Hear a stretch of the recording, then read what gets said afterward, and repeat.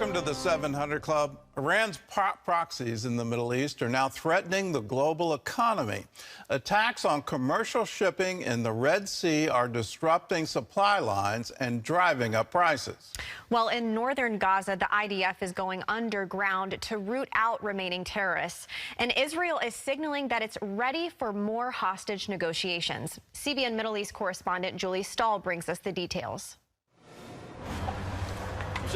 Israeli Defense Minister Yoav Gallant says troops are going into Hamas tunnels in northern Gaza to clean out what remains of the terrorists there. It's Fona Retzua. In the north of the Gaza Strip, the activity is focused on the final clearing of the area in Gaza and going underground to in-depth tunnels, where we have found a very large cache of all sorts and significance, which will be revealed to the public. The IDF says it's uncovered some 1,500 tunnel shafts and underground passages since the beginning of the war, and most of them have been found under schools, hospitals, mosques, and United Nations facilities. The IDF released video of the interrogation of Ahmed Kahalot, director of the Kamal Adwan Hospital in Jabalia. He describes how Hamas uses hospitals for military purposes, has offices, and hides there because they feel it's safe that Israel won't bomb them. But Hamas acted as cowards, he says, leaving the people in the field while they hide. In the south, Gallant says, it will take a long time to clean out the terrorists there. In the south of the Gaza Strip, Khan Yunis has become the new city of terror. We are operating there, focusing our efforts. There's an action that will take place in various stages. It will take months until we reach our goals. Meanwhile, President Herzog says Israel is ready for another hostage deal. Israel is ready for another humanitarian pause and additional humanitarian aid in order to enable the release of hostages. The responsibility lies fully with Sinwar and the leadership of Hamas. Islamic Jihad released a video showing 2 male hostages. That follows a Hamas video of 3 male hostages the day before, giving hope that the remaining more than 100 hostages, including women and 2 children, are still alive. Meanwhile, Iranian-backed Houthi rebels are ramping up their attacks on commercial ships in the Red Sea trade route as nations band together to address the challenge. I think it's important to put it a little bit in perspective. Some 6 countries border the Red Sea. The Red Sea is a conduit for 10 to 15% of all global trade, 8% of global grain trade, and 12% of global seaborne oil trade. Of this total Red Sea trade, Greek, Chinese, Japanese, and German-owned vessels make up 40 to 50% of transits. All that underscores the dependence that these economies have around the world on the strategic trade. The route allows ships carrying oil and imported goods from Asia to cut through the Suez Canal, taking weeks off the trip to Europe and saving millions in shipping costs. Some of the world's largest shipping companies have already begun diverting their ships from the area, causing delays and higher prices. National Security Council spokesman John Kirby says there's going to be a lot of naval hardware in the Red Sea to counter the threats. Bottom line is, these attacks have to stop. They need to stop. They're unacceptable. The United States, our allies and our partners, will do what we have to do to counter these threats and to protect these ships. Kirby says it's clear that Iran is behind the attacks. They are certainly providing the means, the tools, the capabilities, the weapons through which the Houthis are conducting these attacks. The Houthis may be pulling the trigger, but as I've said, Iran's giving them the guns. Julie Stahl, CBN News, Jerusalem. Well, Iran is definitely behind these attacks, and they're using proxies to do it because they don't want to involve themselves directly in the war. They're definitely afraid of the retaliation that could come. Is there a coalition forming to protect the Red Sea, to protect the trade route? The answer is yes, but until that becomes absolutely secure, shipping companies they're commercial. They don't have weapons on board these ships. They're absolutely going to divert. Let's talk about these tunnels, because I think we need to underline Iran's behind them too. These tunnels are remarkably sophisticated. When you look at them, it's obvious that there was bore drilling equipment involved. You can drive vehicles through these tunnels. These aren't some kind of hand-dug affairs. These are very sophisticated. with manufactured steel to support the tunnel walls. They got all of that technology from Iran. Now, it's 50 meters below the surface. That is lower. That's 160 feet. The New York subway system isn't that low. It's there for bomb proofing. It's there to make sure that it can survive. And it was done with the full knowledge of the hospitals where the entrances are, the UN facilities where the entrances are. You can't have this kind of bore drilling equipment show up and do its work without everyone around it knowing exactly what's going on. Now, that's a war crime. Underline that when you hear of any war crimes by Israel, what Hamas has constructed here is a very sophisticated network of command and control and distribution underneath Gaza. And they have been specific that the entrances and exits are around hospitals, around schools, around UN relief agencies. These are all war crimes. They're using civilians as cover, civilian buildings as cover for their terrorist activities. Well, anti-Israel bias continues to rage, especially among many in the Western media. And that bias is giving Hamas an edge in the crucial war for public opinion. Dale Hurd reports. Israel's version of Saturday Night Live lampoons the BBC for what some say has been one-sided coverage of the war with Hamas. Israel has bombed a hospital, killing hundreds of innocent people. More. Much better. Good evening, Rachel, from the illegal colony of Tel Aviv. Funny, perhaps, and yet in the real world, widespread anti-Israel news coverage is shaping world opinion and government policies. The war between Israel and Hamas is raging not only within Gaza, but also in newsrooms.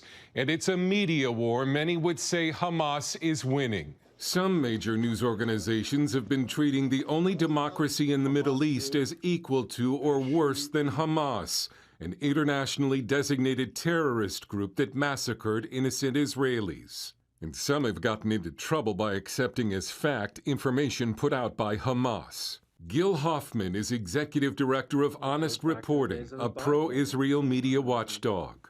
There's never been a war where the incorrect coverage has been so obvious, where the media has had to apologize over and over again, admit mistakes, and have lost their credibility so much. After the Hamas atrocities committed on October 7th, news stories repeatedly referred to the terrorist group as gunmen or militants rather than terrorists. Hamas is now saying on their official Telegram channel that major news organizations were quick to report claims made by Hamas that Israel had bombed the Al-Ali Baptist Hospital, allegedly causing 500 civilian casualties. It was later found the damage came from an Islamic Jihad rocket, and the casualties numbered in the dozens. The BBC has been one of the main culprits. It had to apologize for this claim about Israeli forces inside Al-Shifa Hospital in Gaza. They are targeting people, including medical teams as well as Arab speakers.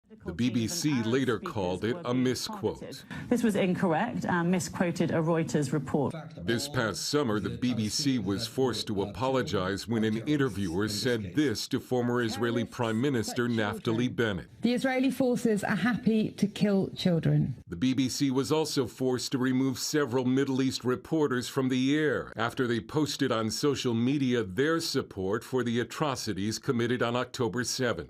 Dr. Tricia Miller with Camera, the Committee for Accuracy in Middle East Reporting, says the anti-Israel bias in some of the media coverage meets the definition of anti-Semitism. Israel is consistently held to a different standard, a double standard, and the only way you can explain that is anti-Semitism. In response to the criticism, BBC CEO Deborah Turness wrote, "We have faced criticism and complaints that we are biased both for and against Israel, and for and against the Palestinians. And while we strive to hold true to our 100-year commitment to impartiality, we of course sometimes get it wrong. We will continue to do what we have always done, to work without fear or favor and report what we see.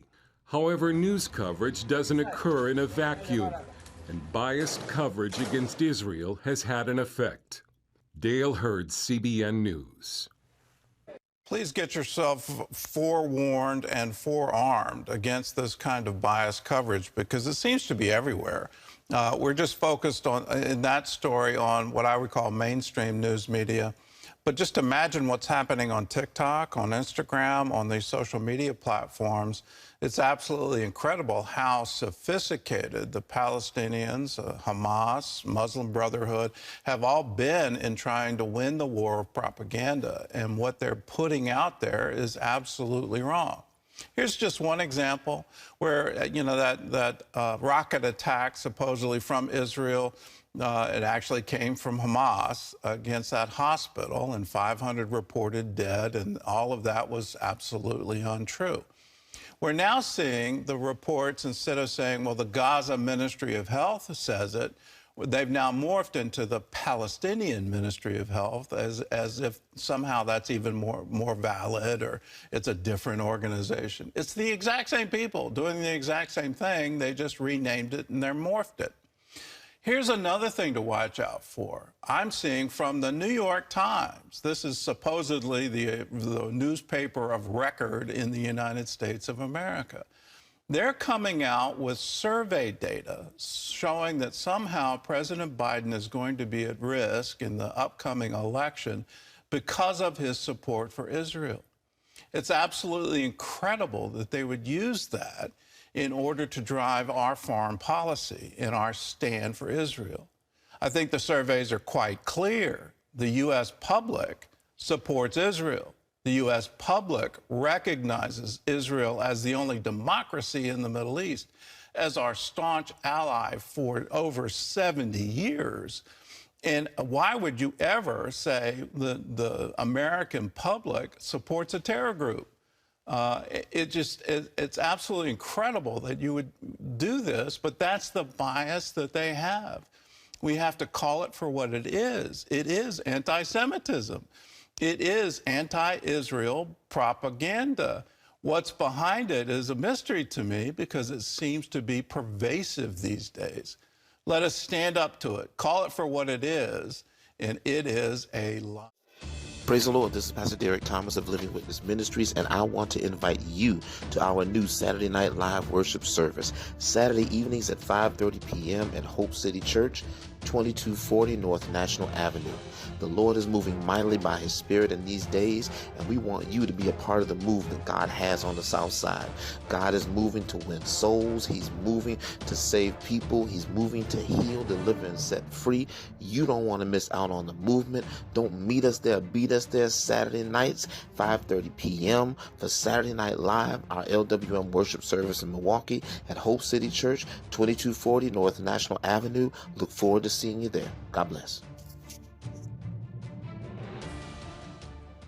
You have been in the headlines over the past few days after tearing down, essentially decapitating the Satanic Temple's symbol, this giant symbol that they placed in the Iowa State Capitol. Take us through what led you to take that action.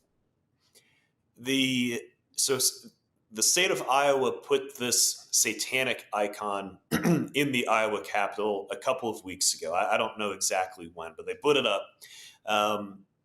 I saw news of it on social media, and hopefully, like almost the entire country, I would hope, but perhaps not. When I saw it, I thought, how on earth can satanic icons be in the Capitol? And I thought, it's some kind of oversight, some little bureaucracy.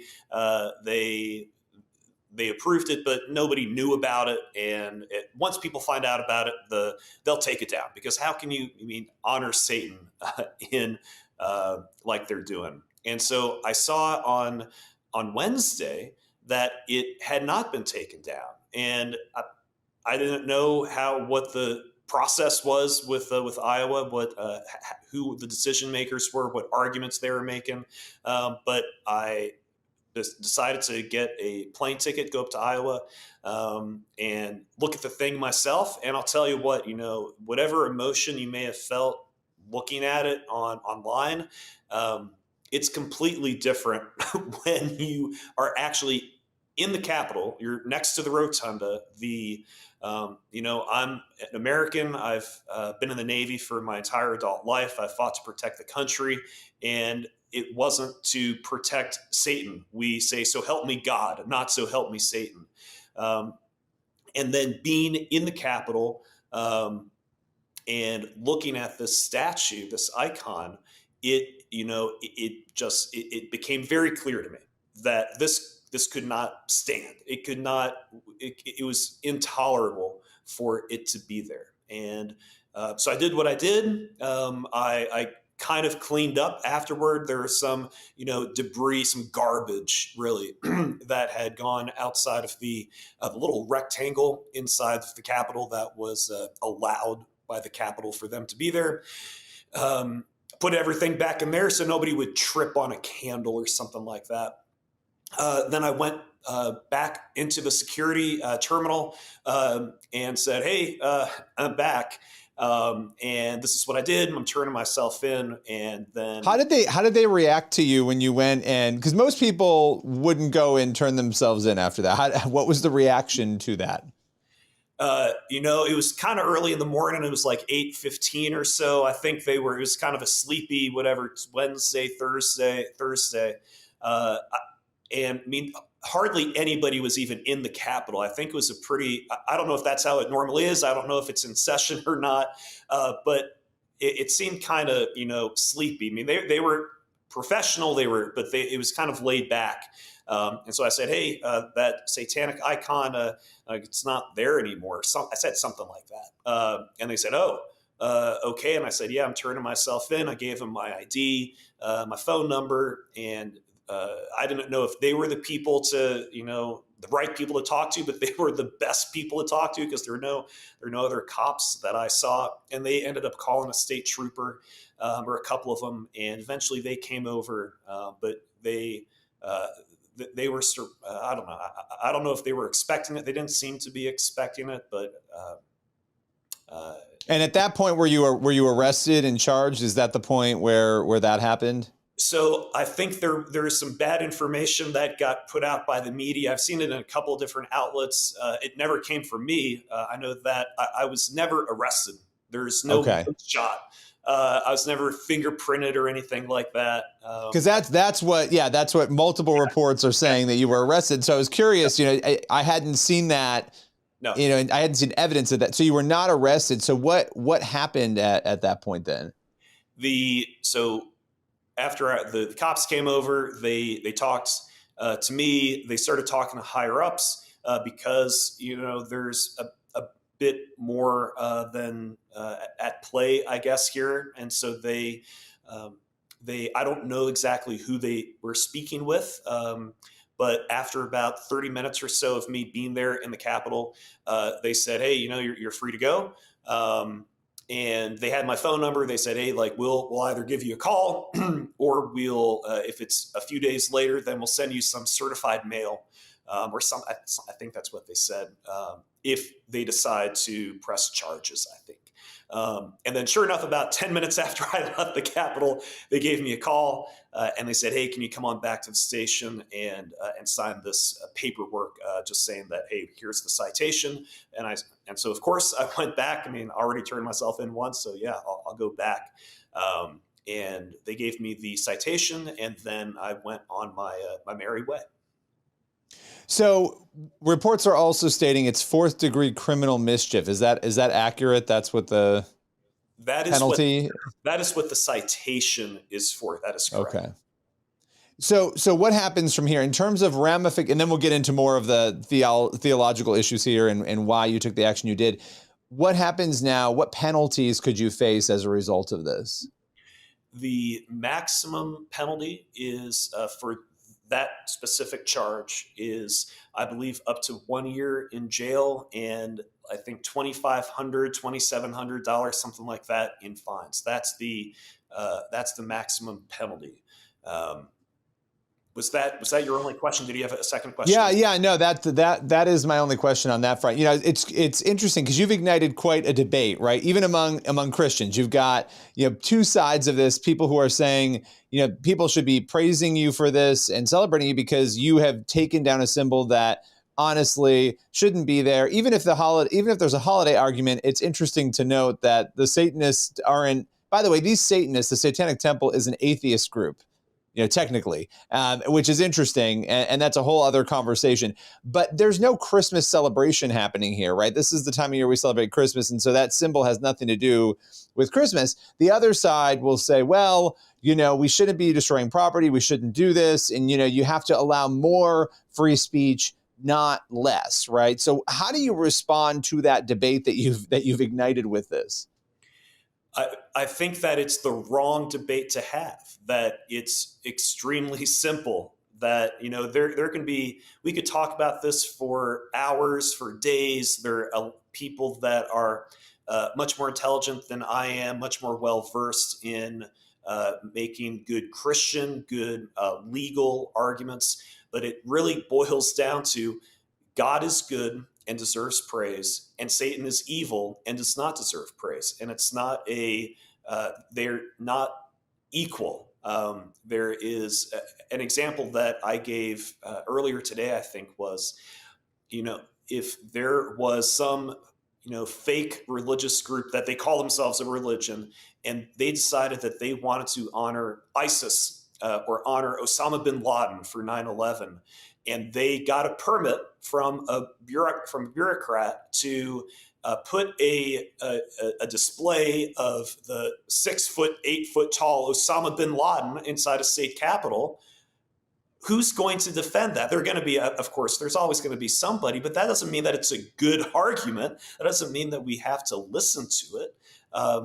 That there's a lot of just, I think, misconceptions about what the Satanic Temple, what the devil is. The devil is bad, and it's not something that we should promote. Well, and I think to make this point too, you know, the Satanic Temple is an atheist organization that does not literally worship Satan, but that doesn't mean that putting a symbol of Satan, because there's still a form, the argument can be made that you are still endorsing, when you say hail Satan, even if you don't believe that Satan exists, if you're on that side of the Satanists, of course there are real Satanists out there who do worship Satan, unfortunately, but you're still giving credence and attention to Satan, and you're doing it in a public forum. And so again, that's a totally different conversation. And you brought up an interesting example there. You also know, I'm sure, that there are people who are accusing you of all sorts of things. They're saying this is a PR stunt, that you went there knowing you were going to do this. And how do you respond to those people who would wage those accusations your way? It's not I certainly saw this ahead of time and was, but I did not know, I did not have a full plan of what I was going to do. I didn't know if there was going to be security there around the icon. I didn't know if there were going to be politicians protesting. And there was no set plan. There was certainly an immense dislike that I had from seeing it online. But in terms of a PR stunt, I saw that Satanist leader say that another misconception that's out there that I want to make clear, that there's talk that I'm an active political candidate. I am not an active political candidate. I have no campaign for office. I have in the past, but there's no campaign for office. And that is, so that's not an accurate thing. And for the people that are saying, hey, you're doing this for some kind of gain, I mean, I'm risking when I made that decision in the Capitol, I knew that there was going to be potential penalties. I didn't know what the exact, charge was going to be, but I could imagine that, it could lead to jail, could lead to other, severe financial hardship. But it was the right thing to do. That we should not tolerate Satan, and so that's what I say to them. And thank you for clarifying that too, because yes, I know you ran in 2022. I believe there have been people saying that you have an active campaign, which is not true. And so thank you for clarifying that. What happens now moving forward here? Because obviously you have these potential penalties. What are the next steps from authorities that you know of at this point? There's a court date on December 29th.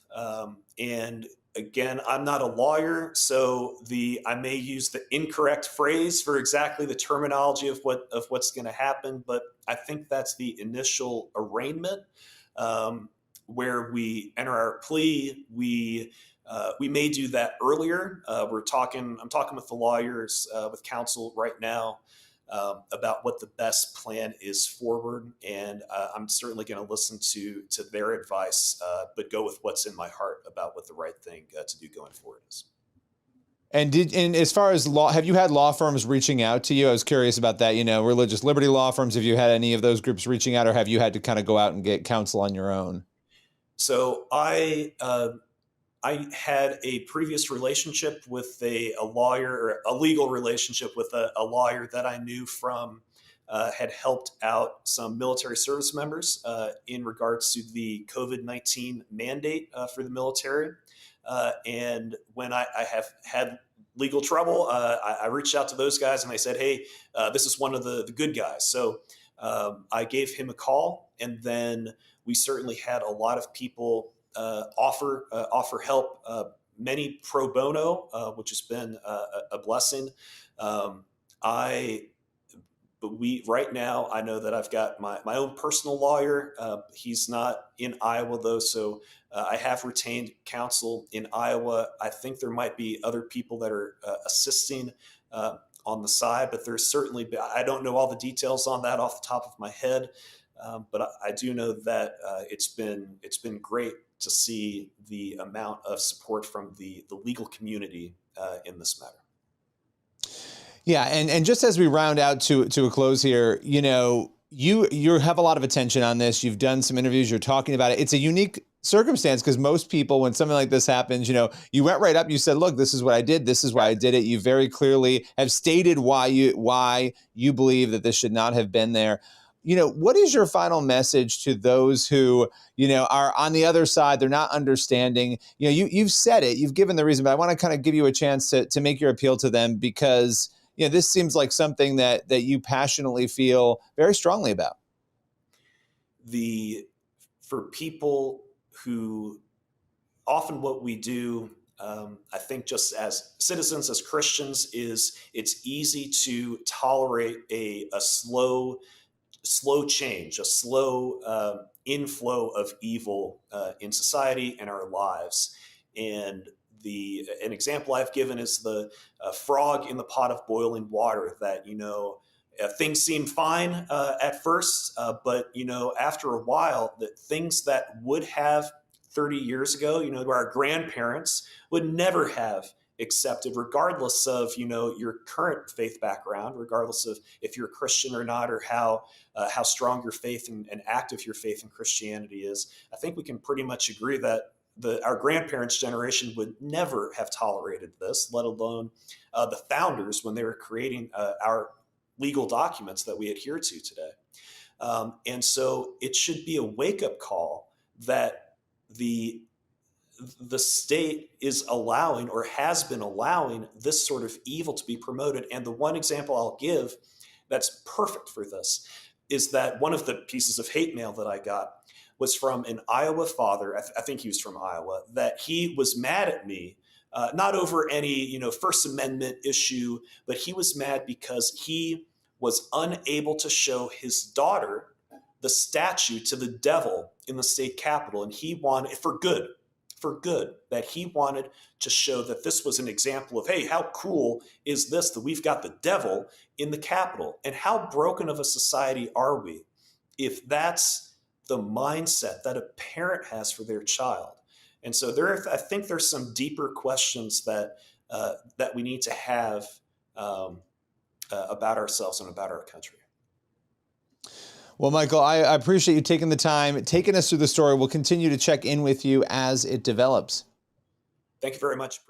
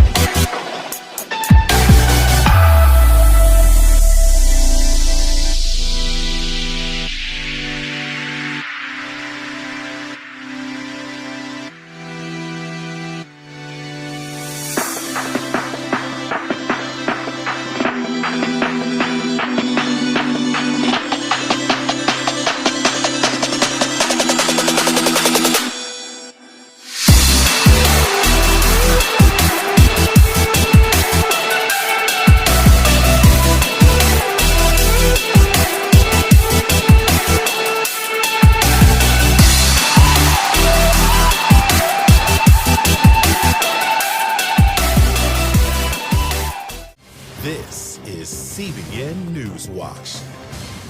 Thanks for joining us for CBN Newswatch. I'm Mark Martin. We begin in the Middle East. Israel is still grieving after the Israeli army accidentally killed 3 Israeli hostages in Gaza. Meanwhile, U.S. Defense Secretary Lloyd Austin is expected to push Israel to define milestones in the Gaza war when he arrives in Israel today.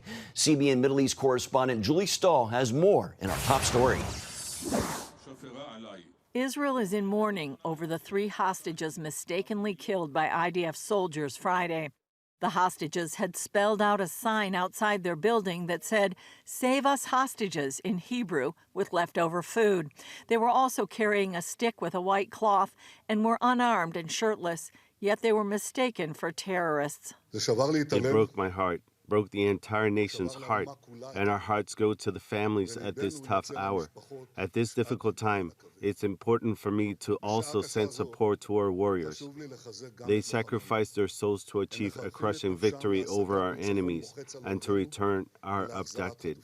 In an address to the nation, Netanyahu said military pressure is necessary to free the hostages. We will learn the lessons, we will apply the lessons, and we will not let go of the military and political effort to bring all the hostages home. Israel is reportedly considering another temporary ceasefire to free more hostages.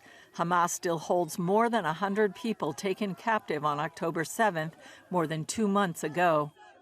On the war front, Israel uncovered a massive tunnel close to the Erez crossing, the only place where Palestinians were allowed to cross into Israel for work and medical treatment before the war. This is no ordinary tunnel. It's a city, an underground city of terror that Hamas dug and built instead of investing money in the residents of Gaza.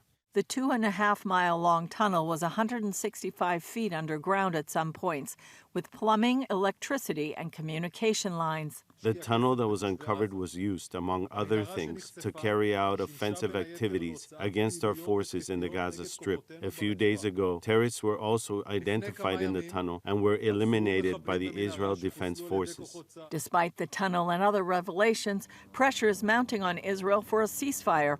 The United Nations Security Council could vote as early as today on a new ceasefire resolution drafted by the United Arab Emirates.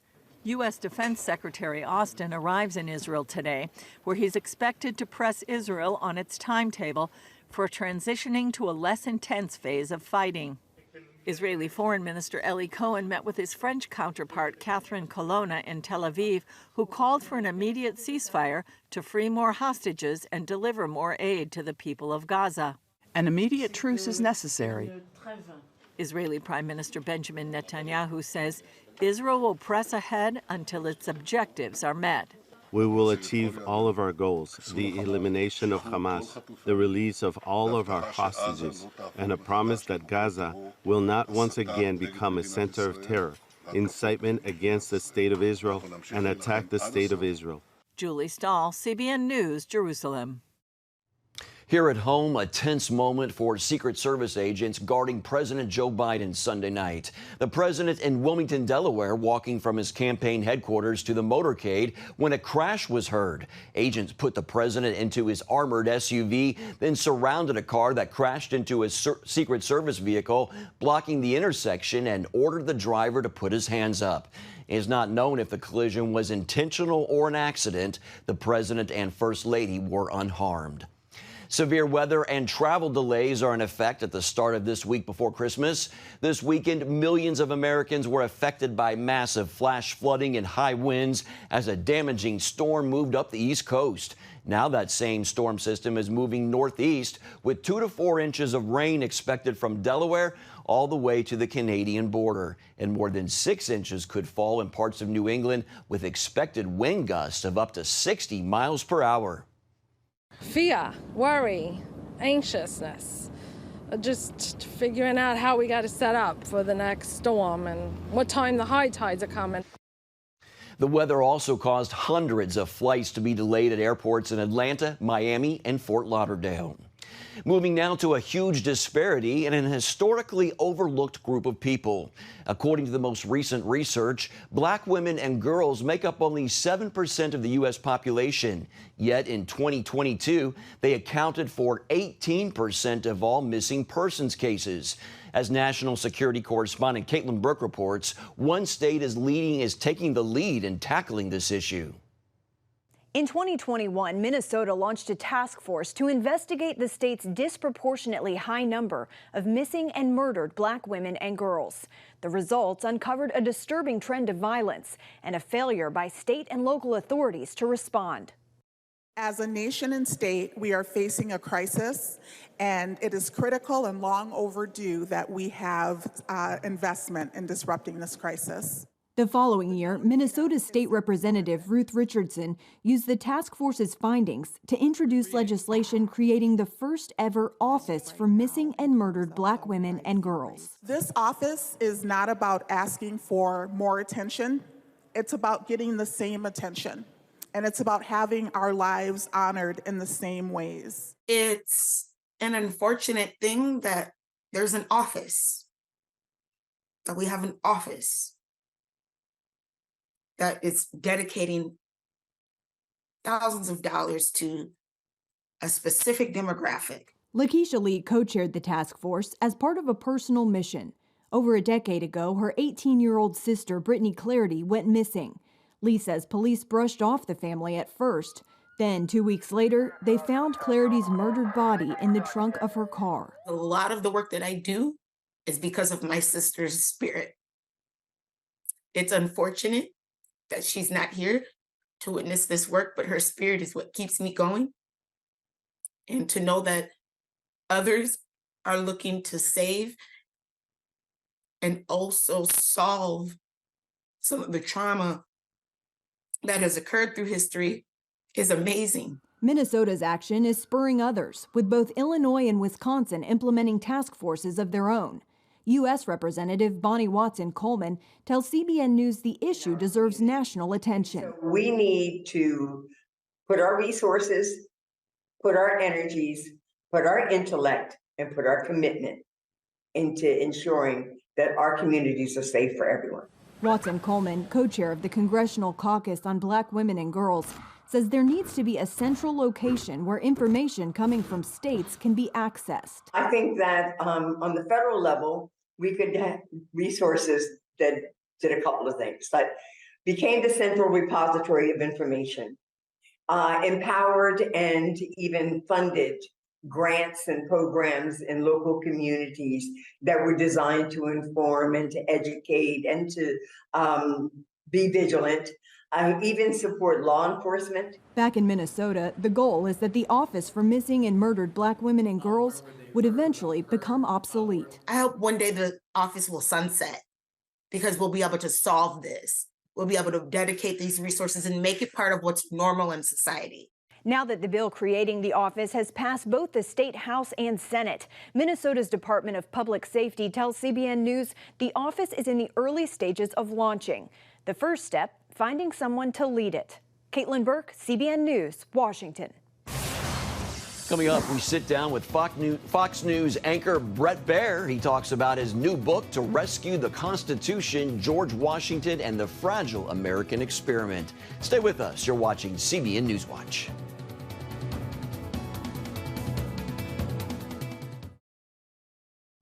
Welcome back to CBN Newswatch. As Americans, we can sometimes forget the enormous price paid by the Founding Fathers in their fight to break away from Great Britain. They risked everything to create a new nation with a constitution that has stood the test of time.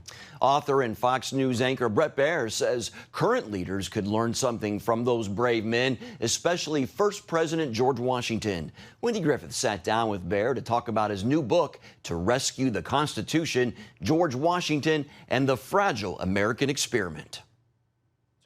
As an author, Fox News anchor Bret Baier seeks to bring historical figures like Patrick Henry and Paul Revere to life. This time around, in To Rescue the Constitution, he focuses on George Washington, who, according to Baier, is the only one who could have convinced a ragtag army to fight the British and believe they could win. He had this ability to fire them up, and he had an ability in imposing this belief that liberty was worth fighting for. These guys, some of them didn't have shoes. They had bloody feet in the middle of Valley Forge in the winter, and yet they overtook the British forces. What was it about George Washington, about his character, his person, that was so unique that, was the glue that held everything together? George Washington was this stoic figure who was well respected, and in his silence, he found common ground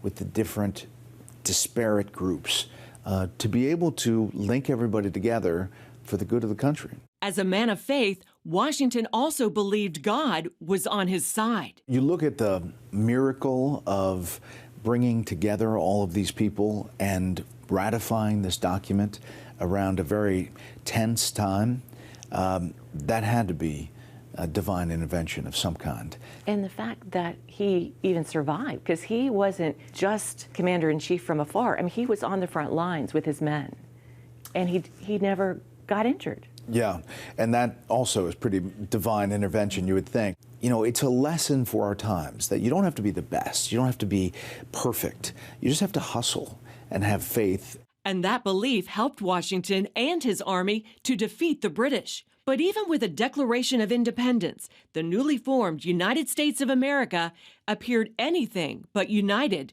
or independent. That time right after the war, it was really split, and people were wondering whether the U.S., which was not even the United States at that point, was going to go back to British rule. Despite all this, Baer says George Washington held the country together, and in 1787 came the drafting and signing of the U.S. Constitution. It's a unique document in the world, and there are a lot of people who say it needs to be adjusted and doesn't work right. But if you look really closely, it's held the test of time. And it has been a living and breathing document that enabled our country to operate in liberty. What can our leaders in Washington, and really what can all of us learn from George Washington? Dissent is okay. Don't be afraid of what feels like a very partisan time of different opinions, but listen first and try to find some common ground. Washington did that better than anyone. And your book is called To Rescue the Constitution, and you believe that George Washington was the rescuer? He was the rescuer. He's the reason that we have a Constitution. He is the one that essentially got it across the finish line. And without George Washington, we wouldn't have a country. Wendy Griffith, CBN News, Washington. Still ahead, we sit down with John Burke, the author that inspired the new documentary called After Death. Stay with us.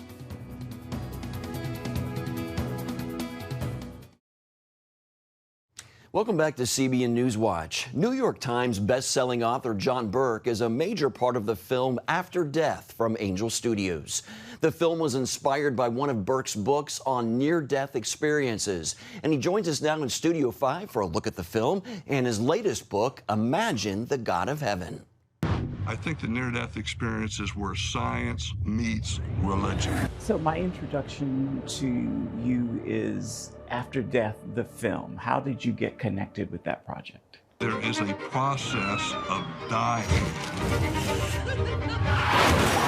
during which I feel the near-death experience occur. Well, after I wrote my first book on this subject, Imagine Heaven, Stephen, the producer, lost his brother-in-law.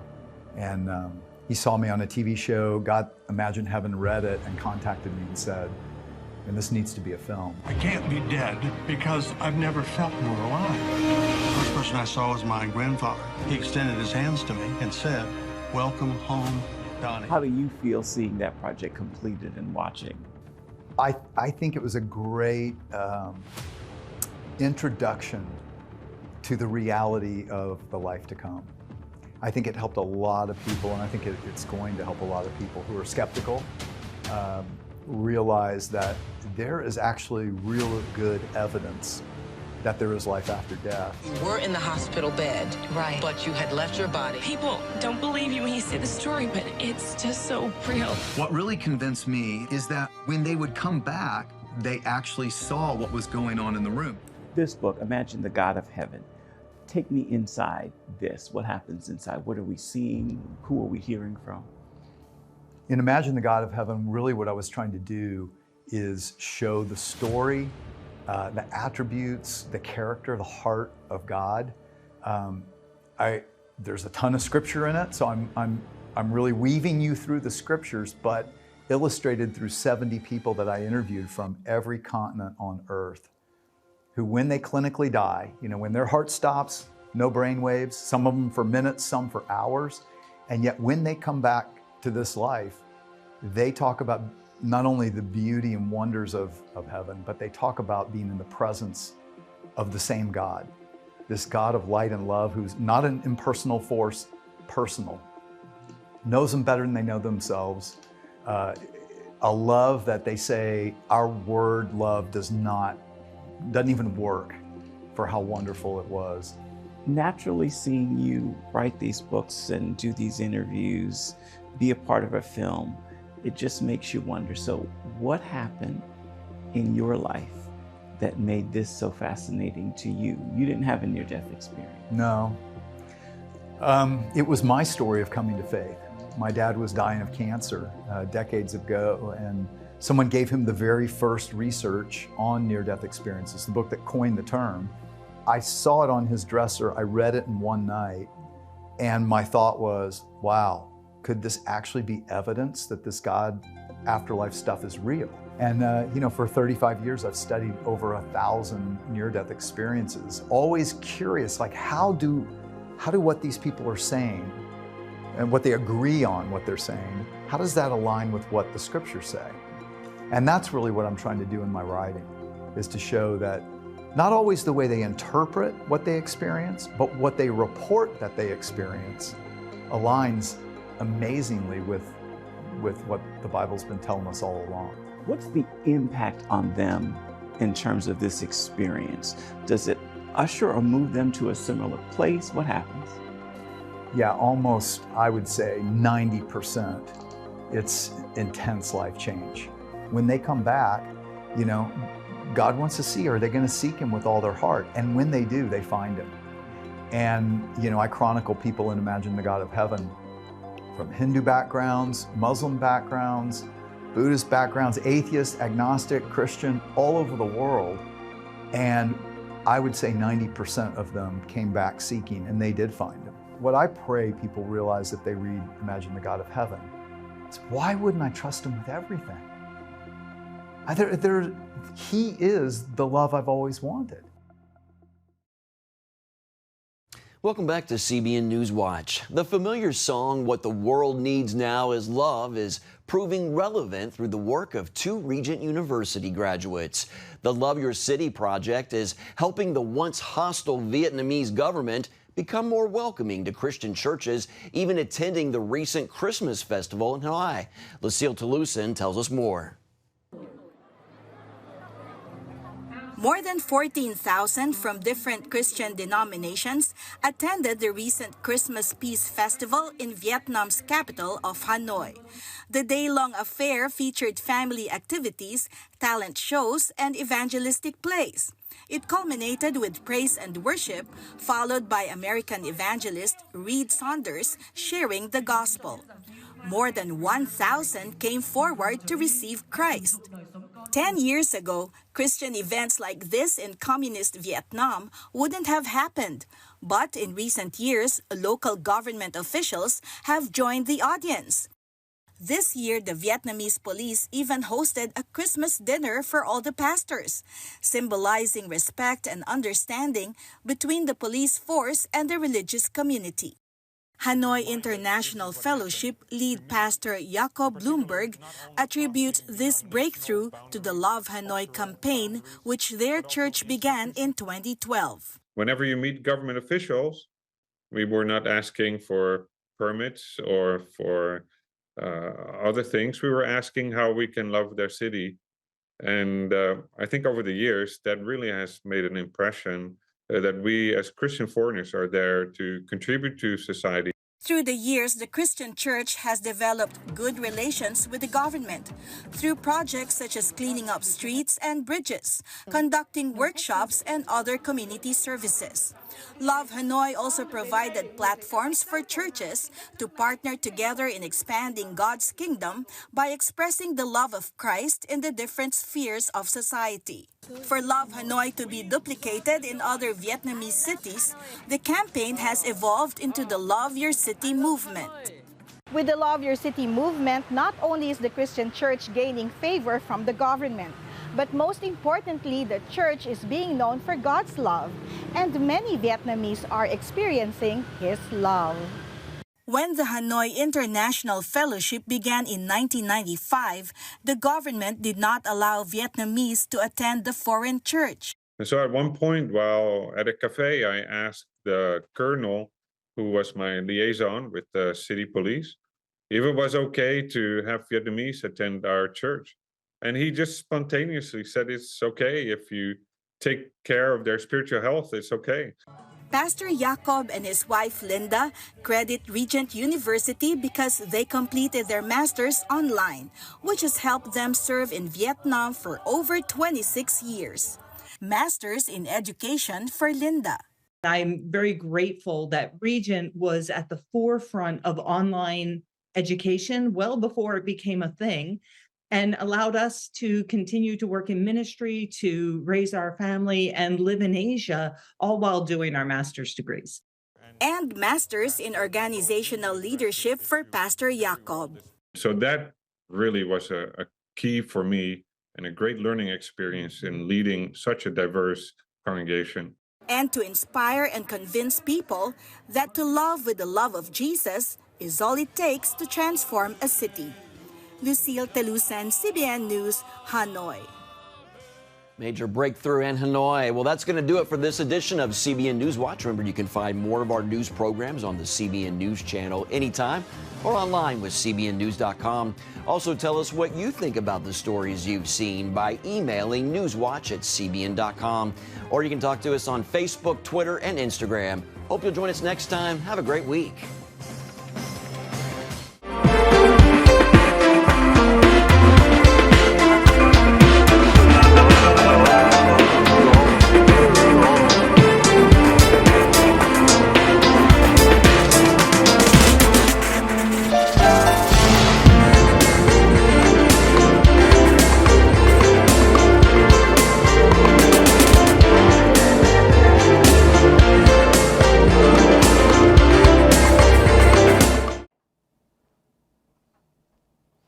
Okay, how's it going, folks? Turn a little light on there. Welcome, Chuck Holton here, coming to you at about noon on December 20th, 2023. This is the East Coast of America. I'm coming to you from my lodge in West Virginia, and we're going to talk about what's happening in Israel and can Israel win? And you might think that's a foregone conclusion, but it really is not yet. We don't, we cannot say with any absolute certainty yet whether or not Israel will win this, and let's talk about why. So first of all, I'd like to know where you're all coming in from. If you haven't yet, please put your where you're watching from in the comments. I love hearing from people, and I also wanted to say that if you contacted my wife, me or my wife, about getting one of my books signed yesterday, please be patient because we got hundreds of requests, and we're not going to be able to fulfill all of those. We ran out of books very quickly. I didn't realize so many people would want copies of them. You can still get copies of most of my books on Amazon.com or anywhere like that. And I do have audio versions if you'd like to get an audio version of my last two books, Making Men or Prowess. You can get those at by just sending an email asking for them. You can go to, well, let's see, I guess maybe I could put a link or something up on chuckholton.com. If you go to chuckholton.com, You can see some of the videos and articles that I will be referencing today. I'm really not able to put too much up on these videos because they get demonetized. Yesterday's video on what we talked about yesterday was that the settler problem in Israel, how settlers are being blamed for violence that's not actually taking place. And it was apparently immediately throttled by YouTube because we got very low views on that compared to what we normally get, even though we had the same number of people online that we normally do. And so it appears to me that YouTube is throttling that because we're talking about the settlers in Gaza. And so if you don't mind, go and either, if you haven't watched it, watch it or share it with your friends because it's an important video. And I did want to just follow up with it really quick. One of the things we talked about is that the Biden administration is and the world body, the United Nations, are using the issue of supposed violence against Palestinians in the West Bank by settlers, by Jewish or Israeli people living there. They're living there legally, not illegally. The world will tell you they're illegal. They're not. They are breaking no laws in the country where they live. No more than me having a deer rifle here in West Virginia would make me illegal. The UN might like to make it illegal, but according to the laws of the state where I live, it's completely legal for me to have it. And so that's the same issue in the West Bank or Judea and Samaria. Now, I told people yesterday, if you happen to come across any kind of article, any kind of proof that there is violence against Palestinians by Jewish settlers, I'd like to see it. And some people did send me an article about settler violence, supposed settler violence, and it is in a town which I can't really pronounce very well, Turmus Ayah, Turmusayya, Turmus Ayah, and so the article says, it's a Time magazine article that says that hundreds of Israelis rampaged through the town of Turmus Ayah this last Wednesday. And they, oh wait, was that last Wednesday? Look at the date. Oh, no, this is back in June. Okay, so this is not even recent. It's back in June. And they rampaged through this town of Turmus Ayah, torching cars and homes, et cetera, et cetera. Now, what I said yesterday was that the majority of the killings that are taking place in the West Bank are not actually settlers.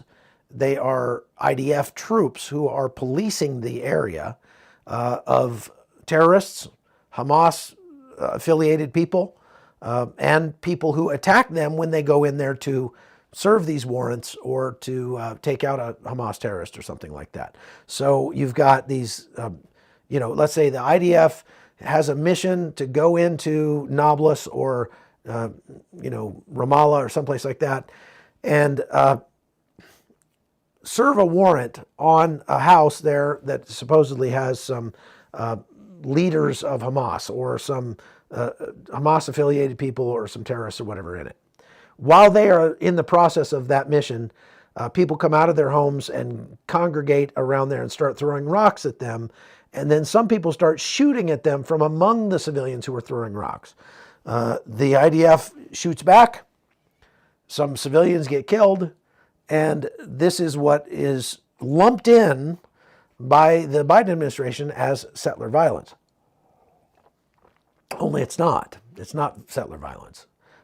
In this case, from last June, this Palestinian town of Turmus Ayah was, it did have some unrest there. And first of all, the first thing you notice when you start to read the article is that this happened in response to the murder of 4 Israeli civilians, including a 17-year-old boy, near that town, by people who lived in that town. And so the people who lived in the town where the 4 Israeli civilians came from came to that town to protest the killing of these Israeli civilians. Most of the people that were there protesting peacefully. They were angry.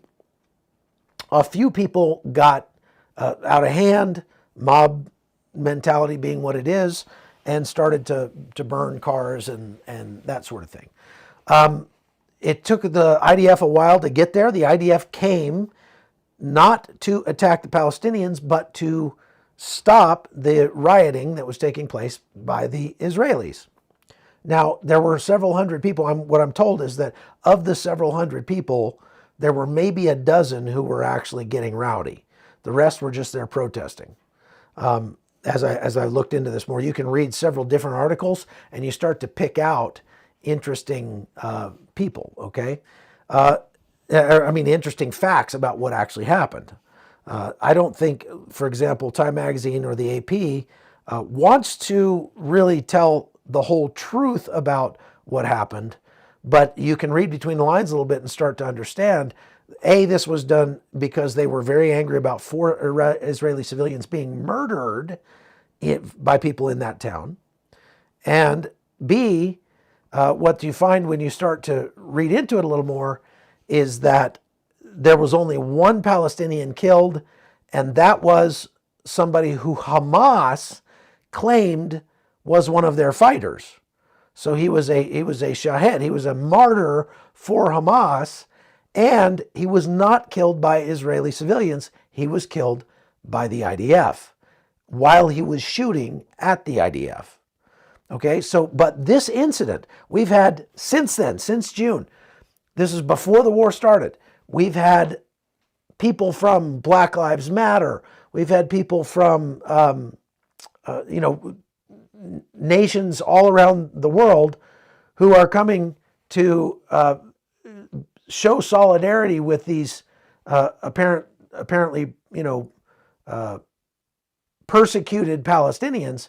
Only these Palestinians are not being persecuted. They're not in any way, shape, or form. And so if they're not being persecuted, well then the problem is with the Palestinians, it's not with the Israelis. All right? Wow, we've got a lot of comments coming through. And there's one that needs to go. And we'll just hide that user.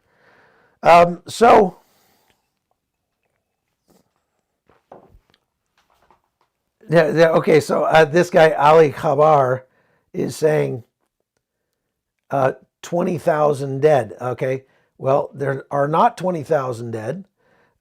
There are, the numbers of 20,000 are being released by Hamas, which is, oh great, Black Lives Matter showed up. Okay, well, we'll put these users in, we'll hide these users. So we're going to get rid of the Black Lives Matter crowd because they're ridiculous. So what you find every time that you hear the U.S. government excoriating Israel for not doing more about quote unquote settler violence against the Palestinians is that it's actually Palestinian violence against the settlers, and it is the IDF enforcing the law in the places where they are legally supposed to enforce the law, right? So, yeah, that's what it is. Now, let's go on and let's talk about what's happening with the war. I'm going to need some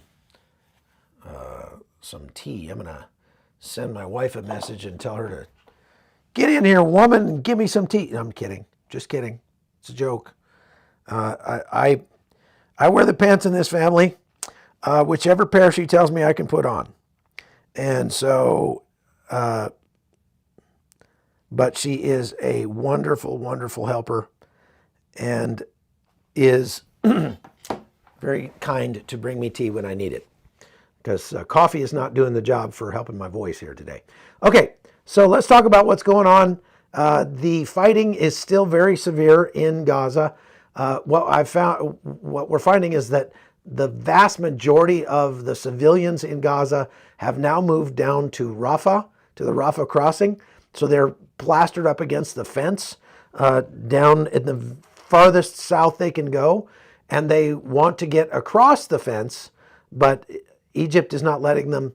And the aid that was coming in from Egypt was being stolen by Hamas. There's lots of video of that. There's some on my website, chuckholton.com. You can go watch, of Hamas fighters stealing the truckloads full of aid as they come into to Gaza, and not giving them out to the people who need it, but keeping them for themselves. Now, the IDF has stationed a force down in Rafah. This cannot be good, very good duty for sure. Very dangerous to be down there. But they've stationed a force at the border crossing in Rafah to keep that from happening, to allow the civilians in Gaza to get the aid that they need. But we're being told that Hamas is trying to prevent the aid from even coming into Gaza now from the Egyptian side. Now, I'm not sure how that works exactly. That would make one think that perhaps Hamas has a presence in Egypt, which Egypt would not go for. But so I've heard two competing stories. One, that the IDF is down there at the Rafah gate to ensure that aid gets in, and that Hamas is trying to stop the aid from coming in at all. Why? Why would they do that? Ask yourself why Hamas would try to stop the aid from entering if they can't have it. Well, it's because their greatest weapon. What kind of weapons does Hamas have in Gaza? Well, Hamas has rifles, they have grenades, they have rockets, they have anti-tank guided missiles, they have drones, and stuff like that, mortars, things like that. But their greatest weapon is the Palestinian people, is the people that are trying to flee this conflict. If they can continue to weaponize the people of Gaza against Israel, they might actually have a chance of survival. And this is why I titled this talk, Can Israel Win? They have the will to win, without a doubt, but do they have the wherewithal? Here's why I say that, okay? Israel is facing 7 pressures that are all converging on it, that are all ramping up. So the pressure is converging on Israel from all sides right now. First of all, they have pressure from their own public. The pressure from their own public is rising, even though the majority of Israelis still believe that Israel must do what it has to do to finish this fight and make Israel safe. The amount of pressure from the public is rising to stop the fighting in order to get more hostages out. That has come in the face of this mounting pressure comes as Israel has killed some of the hostages. Some of them have been murdered and or executed by Hamas. And Hamas is now putting out videos of some of the remaining hostages. So they put out a video yesterday of 3 of the remaining hostages who are older guys, and forced them to read a script into the camera that is meant to put additional pressure, thank you, my dear, on Israel. So they're facing increasing public pressure to go to the negotiating table. That pressure is also mounting from the international community, the United States and others, as the leader of Hamas has left just yesterday, left Qatar and has flown to Egypt to continue talks for another ceasefire.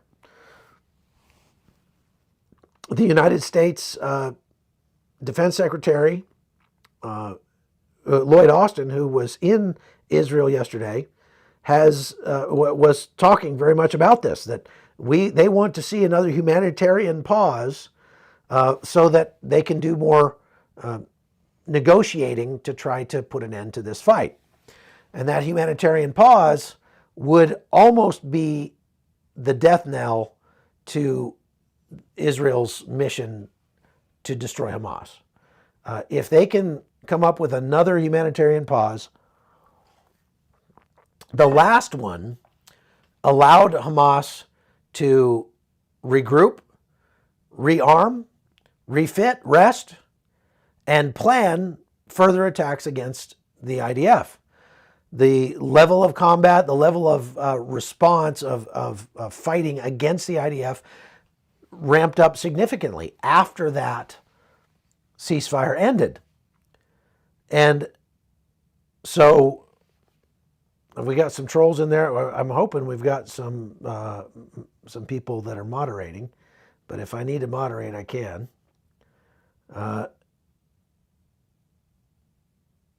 Okay, so that international pressure is not something that Israel can afford to ignore. You know how the UN Security Council works. Back in the war in 1967, the Six-Day War, Jerusalem was owned by the Jordanians. Was administered and controlled by the Jordanians. The Israelis did not have the old city of Jerusalem. And they were making progress toward the old city of Jerusalem when the UN Security Council started voting on a ceasefire. And Israel knew that if the UN Security Council voted for there to be a ceasefire, they would have to stop fighting. That's how much power the UN Security Council has had over Israel in the prosecution of its wars. And so they had to go all out in 1967. Back in June, I think it was June 7th of 1967, they had to go all out to try to reach the old city of Jerusalem and take it before the UN Security Council declared a ceasefire. And it might be weird to you, as it is to me, like how can an international body have any say over what a sovereign country can and cannot do in trying to protect its people? Well, that's because the UN Security Council has enough teeth, because they can put three distinct kinds of pressure on Israel if Israel were to refuse to stop fighting if they pass a ceasefire resolution. They can bring diplomatic pressure to bear on Israel. They can bring sanctions to bear on Israel, and they could actually bring military pressure to bear by sending in UN peacekeepers to stop the fighting. And Israel, being a modern democratic country, a member of the United Nations, they have agreed to abide by the wishes of the UN Security Council. Now, the UN Security Council already voted for a ceasefire in this war, and it was vetoed by the United States, who has permanent veto ability over that body. But the question is, how long will they continue to do that? The United States is continuing to ramp up the pressure on Israel, even though they're saying, we still stand by you. We understand you have the right to protect your country, but we really want you to stop fighting. You really need to stop fighting. And they're watching the support of the United States be eroded little by little. So at some point, it flips over. The United States starts saying, we can't support you anymore in this. And they stop If the United States did not veto a resolution for a ceasefire by the UN, essentially Israel would have to stop fighting. And so, in a way, the United States has got Israel, and they do have quite a bit of control over what Israel decides to do. Now, most of the American public still supports Israel in continuing to fight, according to studies that have been done. And most of the Israeli public does. But as I say, those numbers are shifting. They're slowly shifting, and they're not shifting in the favor of Israel. So that's bad. Now, you also have logistical pressures that are ramping up on Israel as they continue to fight. They've got to continue to find ammunition to fight with. And they've got to continue to find rockets to shoot down missiles that are coming in from the north and from the south.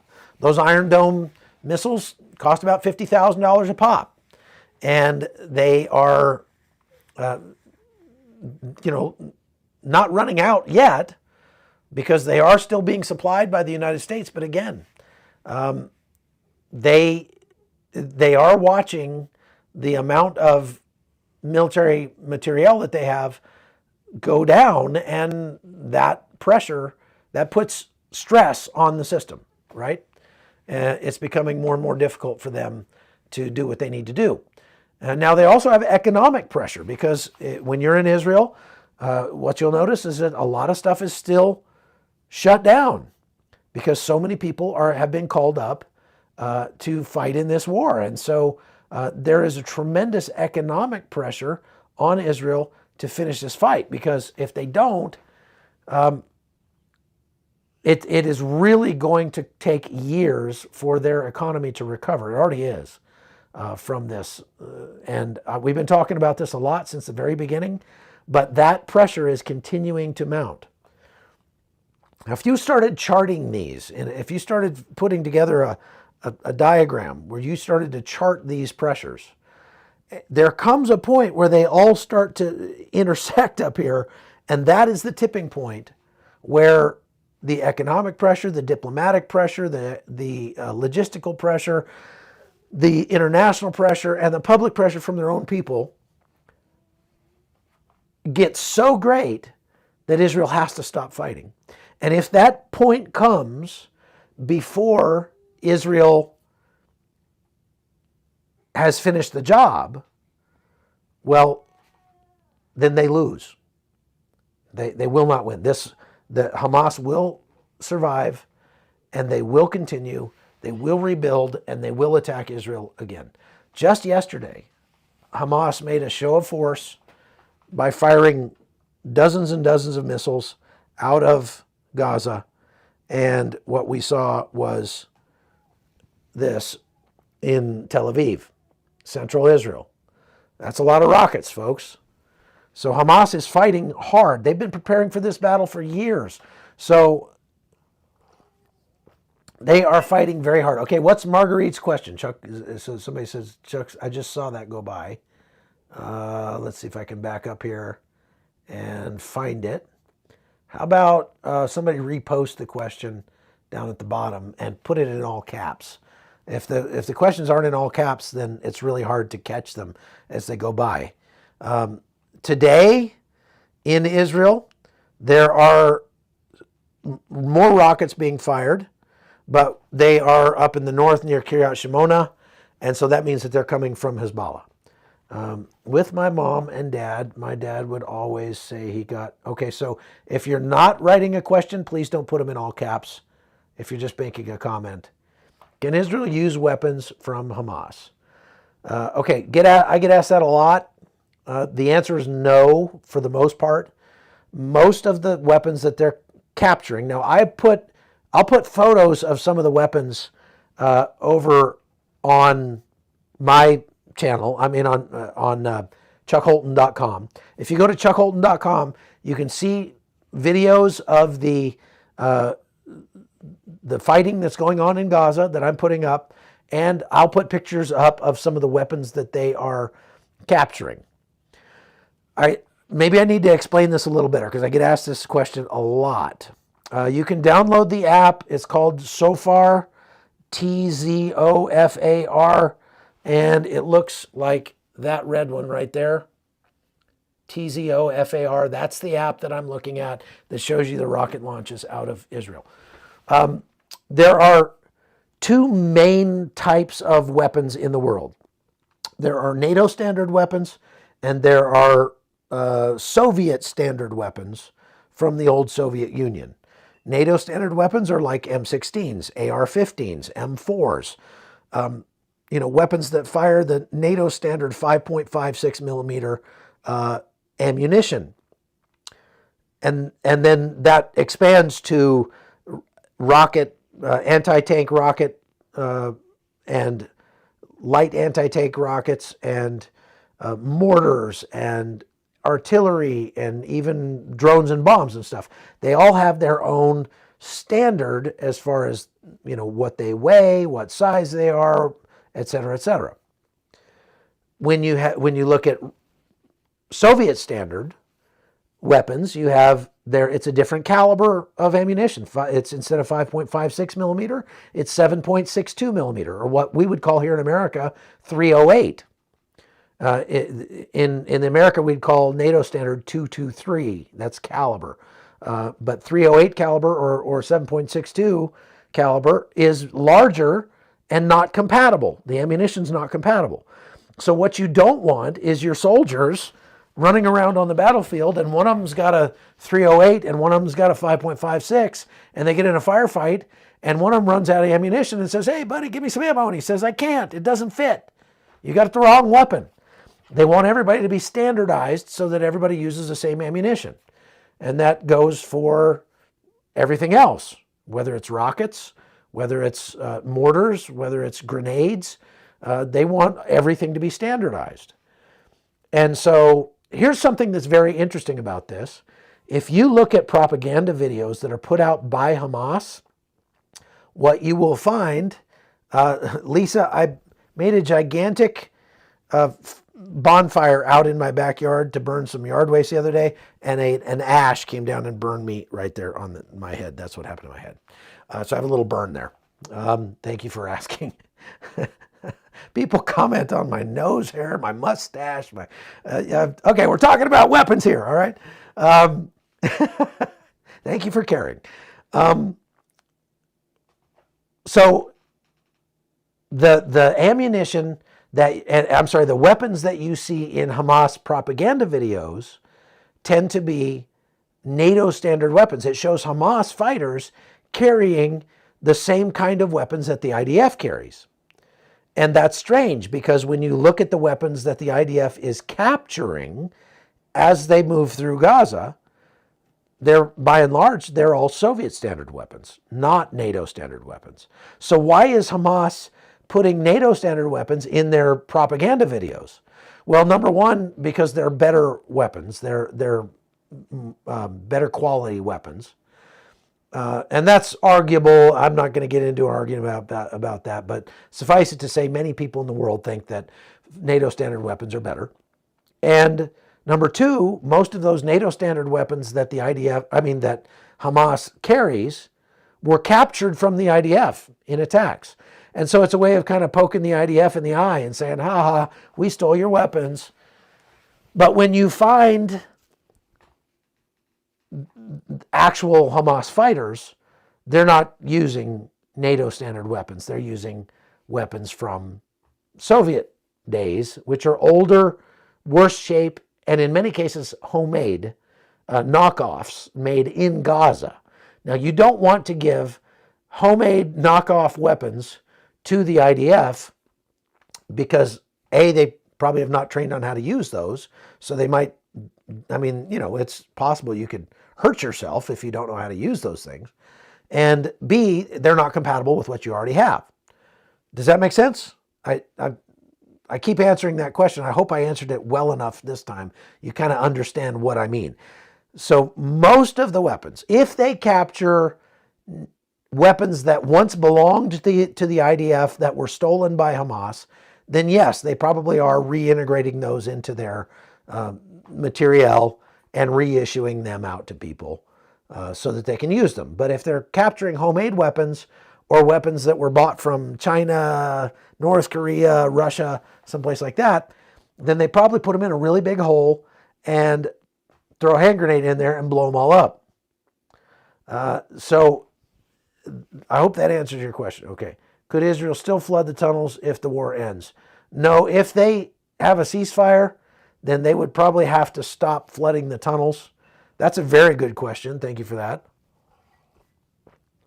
Do you think Hamas got a hold of some of the gear and weapons we left behind in Afghanistan? Very, very good question, One Tired Mama.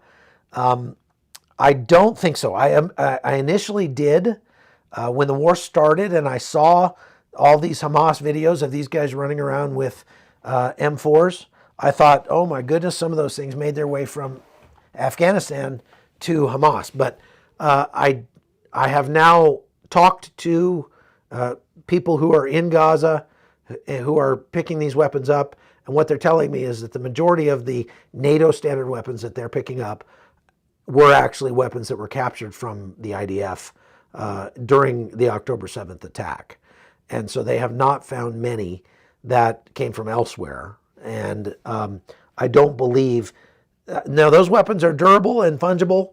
We left $86 billion worth of weapons in Afghanistan when we pulled out in that tragedy a couple years ago. And those weapons will make their way around the world eventually. But so far, there's not a lot of them that have made it to Gaza. And okay, so that hopefully answers that question. With those rockets being fired, how safe are the people targeted? I think you mean the Israelis that are being targeted. There have not been a lot of injuries or deaths from those rockets because, A, most of the rockets are unguided and they just fall in farmers' fields and stuff. If you go to Israel, what you'll see is that there's a lot of open land, a lot. That's not even farmed. It's just open land. But there's also a lot of farmland and agriculture. And Israel's system is so good that when they see a rocket being launched out of Gaza, they can, in seconds, calculate where that is going to land. And they can decide whether or not it's likely to hurt anybody. If it's not likely to hurt anybody because it's going to land in some farmer's field or something, they just let it go. And it just blows up out in the field. If it is going to land in a built-up area, then they put out the alert on shofar and tell people to head for the shelter. Everybody runs to the shelter, and then they shoot these anti-missile missiles at the rockets that are coming in, and most of them get shot down. About 90% plus get shot down. And so then you only have to worry about debris, not actual explosives coming down on you, because the explosive gets blown up. But then it's just metal debris, chunks of stuff. I've got a piece right here. This is a piece of a rocket that came down, in the road when I was in southern Israel a few weeks ago, and I picked it up out of the road and brought it home. I think this is actually a piece of one of the Iron Dome rockets because it's very well made. This is not a homemade rocket, and it's fairly intact. And you can see where there's a pivot point right here where this would have allowed it to steer. Those Iron Dome rockets are very maneuverable, and they use fins like this to steer themselves and head off the unguided missiles, which are usually have welded. I don't have one here, but they have fins on them that are welded on. They don't have a pivot point on them like this. So I believe that this came from a Iron Dome rocket, and I just stuck it in my bag and brought it home because I have a very nice collection of various different kinds of shrapnel. This came from Mykolaiv from Ukraine last year from a Russian caliber missile. And I've got a big piece of, this came from Stepanakert in Armenia. This is from an artillery shell. This is really nasty stuff, very heavy lead rocket. That's not from a rocket, that's from from an artillery piece. I've got one up here from a drone. This is a Shahed drone that came from Ukraine. This is a fin on it. This also came from Mykolaiv area. But they're using these drones against Israel as well. And they're the ones they're about the size of a desk, maybe a little bit larger. And they have I think a 13 kilogram or maybe a 30 kilogram warhead on them.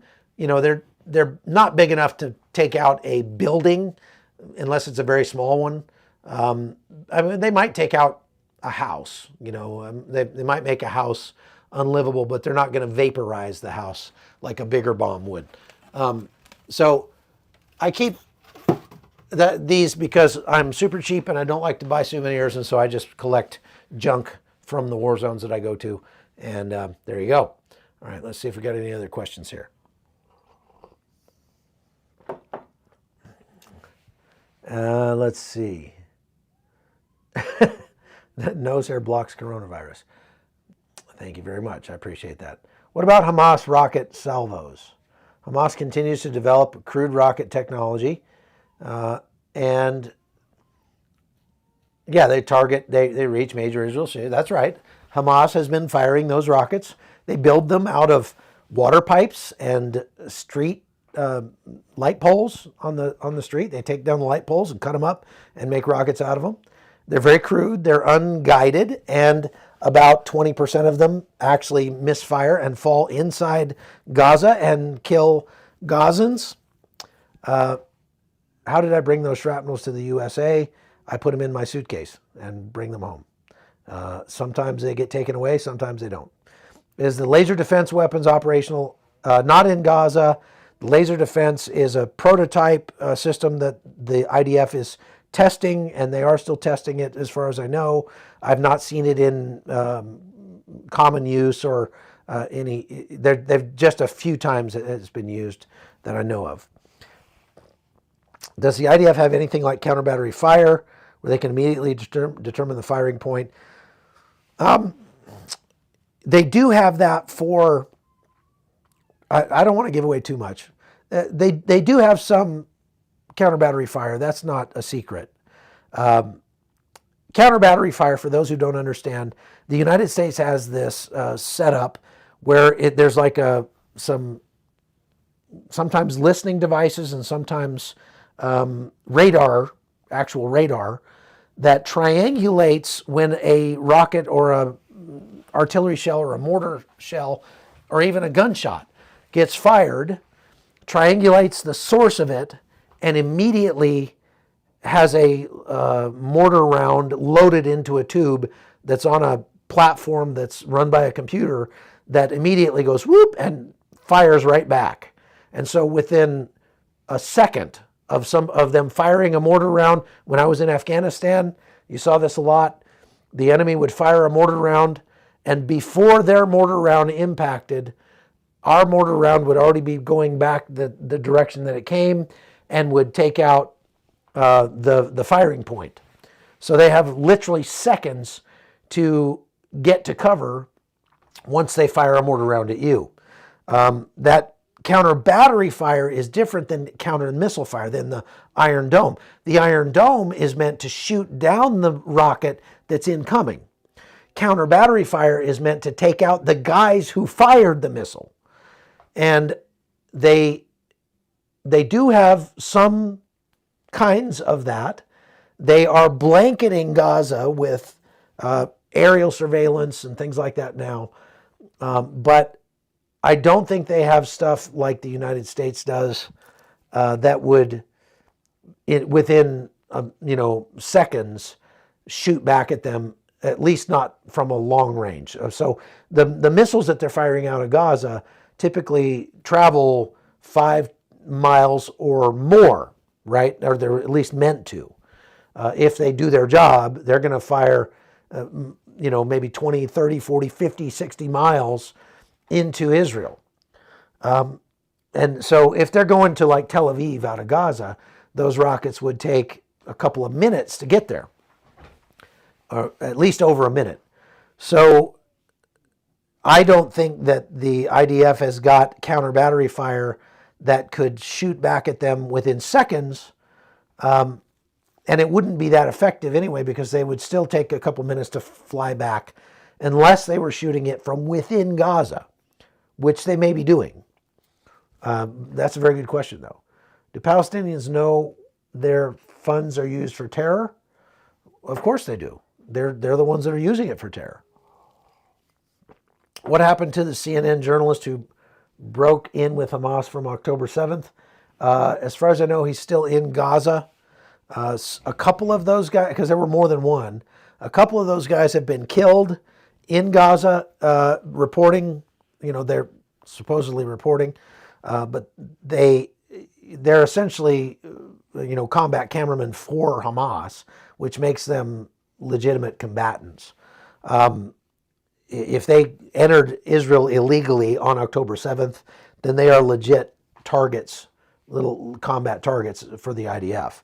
And the IDF has threatened to take out anybody who came in illegally to Israel on October 7th, whether or not they were carrying a gun.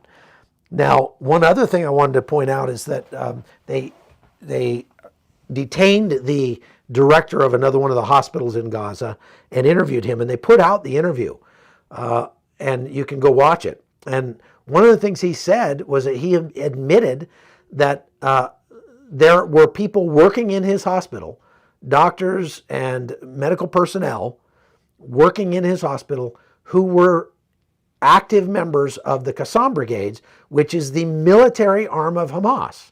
So, I mean, if those guys are working in the hospital and they're active members of the Qassam Brigades, that makes the hospital a legitimate military target. It's becoming to the point where it's not even a surprise now to find out that Hamas is using civilian places like hospitals, mosques, schools, whatever, as military facilities. But there's just more and more proof coming out every day that they are doing so. Okay, let's see here. Is there a truce deal currently on the table?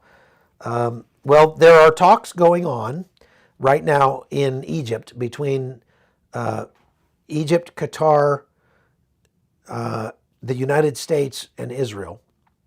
And they are trying to come up with a new ceasefire, or at least a humanitarian pause. But the distance between them is much wider than it was the last time.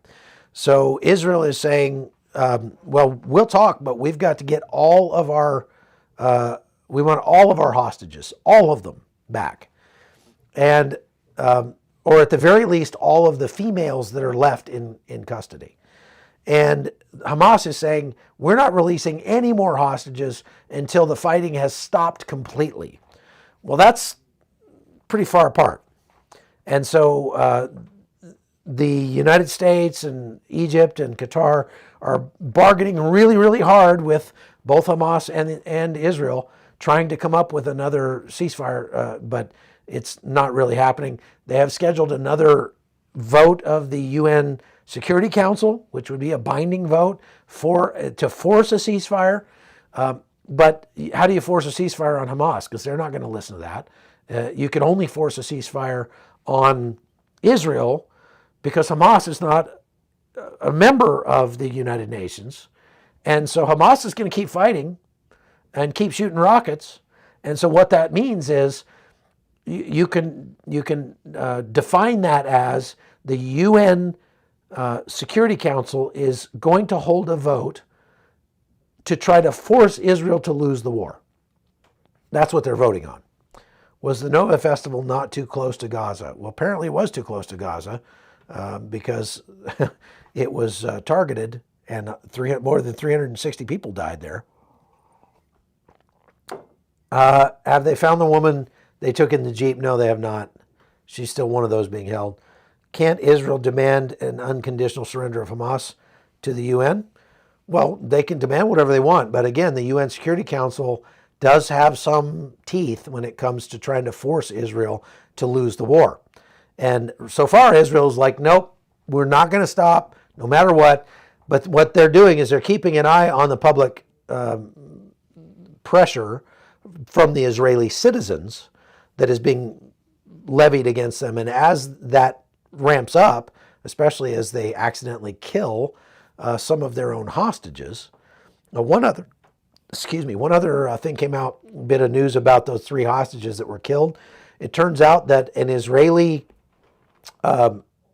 canine dog, military working dog, was sent out to run around in that area with a camera on and actually filmed those 3 hostages asking for help. Like, ran by and they were like, help us, in Hebrew on the video. But unfortunately, that dog was killed on that mission, and nobody bothered to look at the video until much later after the hostages had already been killed. If they had looked at that video right away, they would have known that those guys were free and they would have been able to rescue them. It just keeps getting more and more unfortunate. It's terrible. But to Israel's credit, they're not hiding it. They're not sweeping that under the rug. Even though it makes them look bad, they are putting it out. They're being transparent about it. And that's what a righteous army does. Question: why wouldn't Israel eliminate the Hamas leader that's in Egypt right now?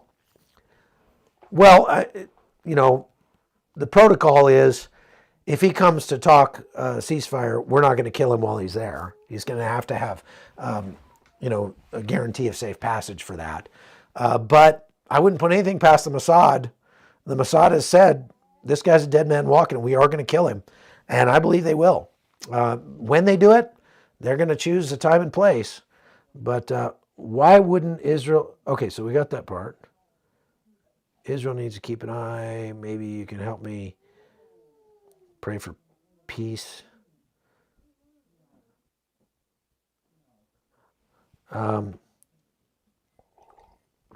Yeah, the guy obviously thought those 3 guys were Hamas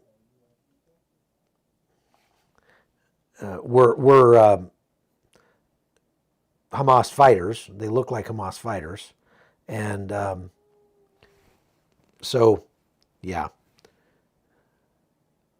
Okay, this guy needs to go, and this guy in Arabic needs to go. What else we got here? Can Israel win alone?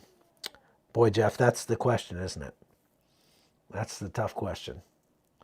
That is the $1 million question here. Can Israel win if they have to go it alone? Going it alone means that they would have to defy the UN Security Council, which would essentially make Israel a pariah internationally. And there would be some real fallout to that, most likely in the form of sanctions. And so in that case, a victory does not quite look like as much of a victory, because you still have the economic impact of fighting the war even after the war is over. So let's hope that we don't have to find out. How about that? Will Israel be in big trouble when the church is raptured? How about we talk about that on a different day over on my channel? Folks, if you have not yet done so, please go subscribe to my YouTube channel, The Hot Zone with Chuck Holton. Today I did a hour and plus Hot Zone about immigration and explained in detail why the immigration problem is about to get much, much worse in the United States. Over the next year or two, we're going to see this immigration problem get quite a bit worse because of some changes that are happening in Latin America right now. And I explained all of that on the live that I did today on my channel. You can go watch it right as soon as this one is done. The Hot Zone with Chuck Holton. Also, I'm answering a lot of these questions people are asking that do not pertain to the topic. And I am putting them over at chuckholton.com on my locals page. You can go and subscribe on chuckholton.com and get lots of additional information, including videos that illustrate what we're talking about here. Somebody asked if there are Palestinians with red hair. There are a few. I've seen some, and they're striking.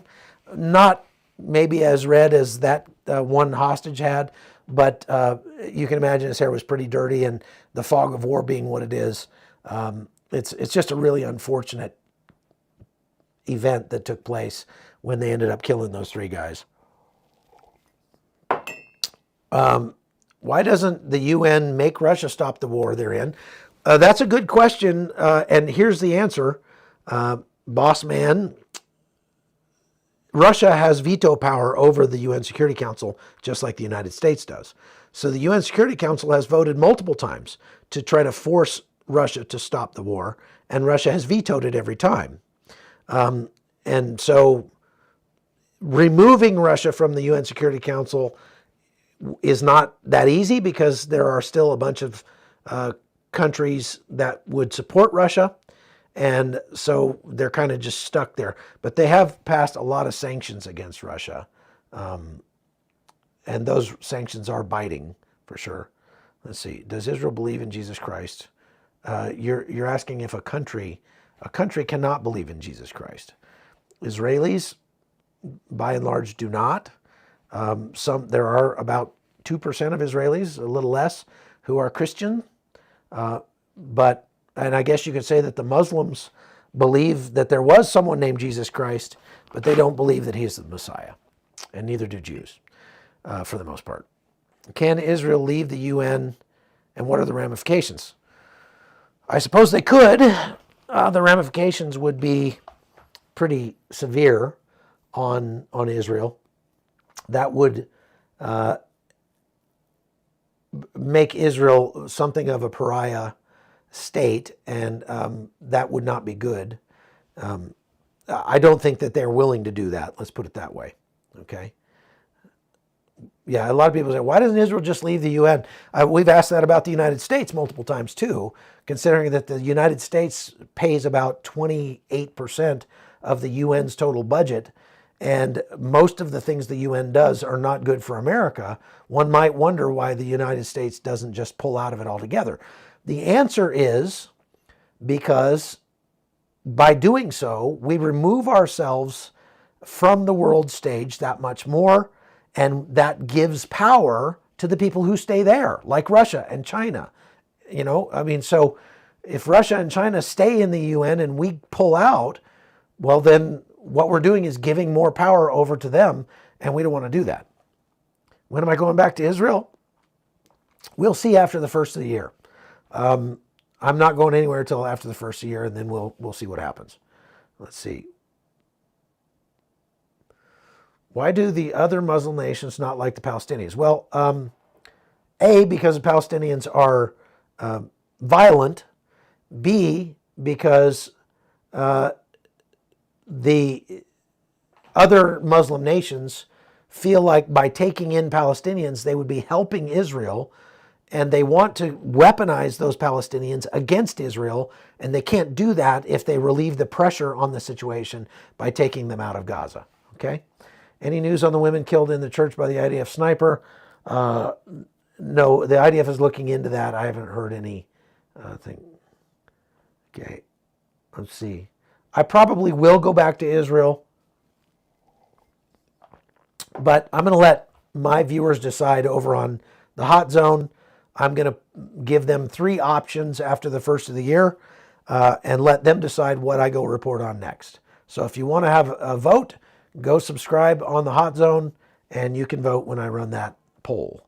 I'm 56, never knew this much of religion and war, blah, blah, blah, blah. Okay, that's good. Thank you. Question, if captured, will Yahya Sinwar be taken alive? I kind of doubt it. I think Israel would love to take him alive, but either way, they're kind of, if you kill him, then you make him a martyr. If you don't kill him, then you give the Palestinians a reason to try to take more hostages one of the things that that Hamas is saying right now is that if we release any more Israeli hostages, then we have to have all of our Palestinian prisoners back, which would be like 10,000 prisoners or something. It would be ridiculous. And Israel's not going to do that. Can Israel have control over all the funds people will try to rebuild Gaza with? Not likely. Not likely. Most of that, those funds are probably going to be given to the Palestinian people, and that's not a good thing. How many working dogs does the IDF have, and how do they use them? I don't know how many they have, but they use them to draw out. Basically, they recon with the dogs. So if they have a tunnel. If they send a guy down the tunnel, I just put a video up on chuckholton.com today of the IDF going through a tunnel, and it's scary. Like, imagine being the guy in the front going through that tunnel, because all the Hamas guys would have to do is fire. They wouldn't even have to aim. They just fire down the tunnel. It's only this wide, and the bullets are going to hit you. And so they could fire from even around the corner, and the bullets would ricochet all over the place. It'd be really bad. So what they do is they send dogs down the tunnels. And it's terrible if the dogs get killed, but it's not as terrible as if a person gets killed. So they use them for, they put a camera on them, they send them, run down the tunnel, and they come back and they look at what the dog saw on the camera, and they know what they're going to face when they go around that corner or whatever. They also use it to sniff out explosives, bodies, money, stuff like that. But I don't know how many they have. Can Israel not police the aid coming into Gaza? They're trying to, but it's a tremendous amount of aid, and the best they can do is sort of spot check the aid that's coming in through Israel, and it's very, very difficult for them to do. So it is possible that there's contraband coming in with the aid. I don't know how likely it is, but it is possible. Okay, when will Ukraine finally get the F-16s they desperately need? I think only Joe Biden can answer that question. Okay, why no aid for Israel? Well, Israel's getting aid. They're getting some. Okay. Is regrouping losing? Jeremiah, very likely regrouping would look like losing. It would, unfortunately. That's, again, those pressures being what they are, every time they have a humanitarian pause, the pressures all ramp up on them. The economic pressure, the diplomatic pressure, the international pressure, the public pressure, everything just continues to ramp up on them, and at some point they're not going to be able to restart. And so, yes, it does look like losing. Why don't the Palestinians create their own state? They've been offered their own state 7 different times, and they've turned it down every time. That's why. What about Iceland?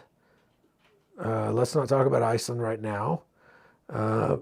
Do we have any updates on Sinwar and Mossad narrowing them down? They are killing more of the leadership as the days go by, but they have not killed or captured Sinwar yet. And I'm told that there hasn't been a lot of contact with Sinwar because all of the internet and phone lines and everything are down in Gaza at the moment. Are the IDF holding ground as they working their way south? They are holding the ground that they take, but it's difficult because of all the tunnels. So area that they've taken, all of a sudden, because that they thought was clear becomes not clear because somebody pops up out of a tunnel and starts shooting at them again. So it's very, very difficult. Hello, Sean from Virginia. Denny wants me to say hello, and he's reading my books, Making Men and a More Elite Soldier. Fantastic. I'm glad you're reading those books, Sean, and I hope you enjoy them. Send me an email at hotzoneholton@gmail.com and tell me what you think of the books after you get done reading them. Do people know how much Israel has contributed to modern technology, such as a cell phone? Some people do.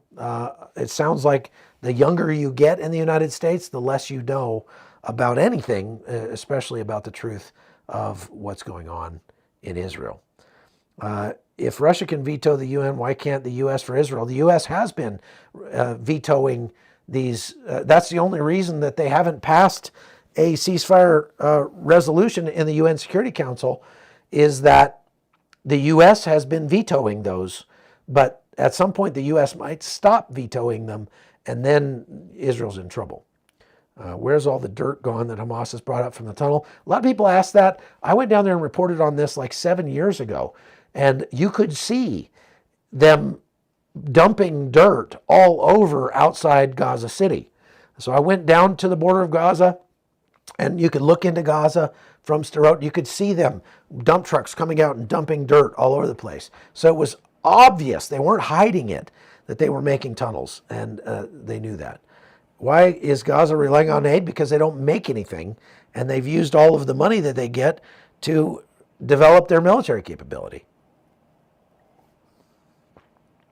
Yeah, if you're asking a question, please put them in all caps, and it helps to put the word question or to put at CBN News so that a little red thing comes up so I can see it's a question. All right, we're over an hour now, so let's pray.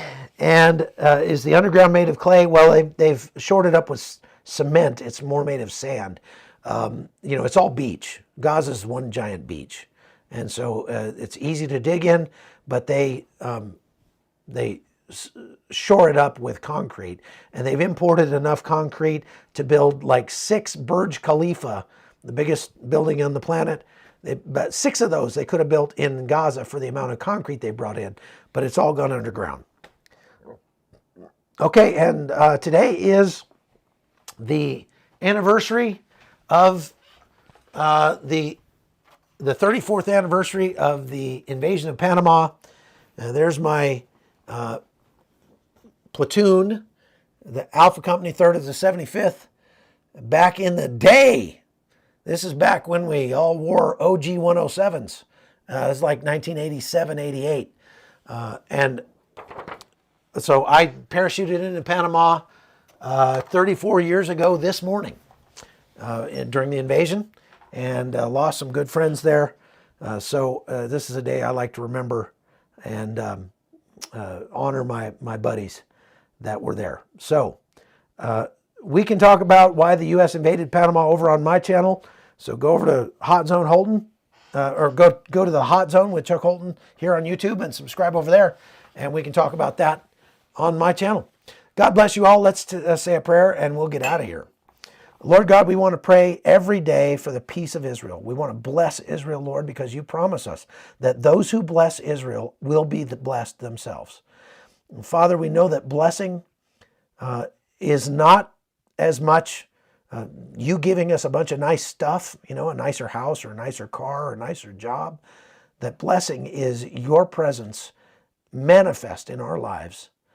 And we just thank you for that. We ask you that as we face difficulties in our own lives, that you would be more and more real to us as all the stuff is taken away, and all the junk that comes between us and you would fade into the background, and we would come to know you better.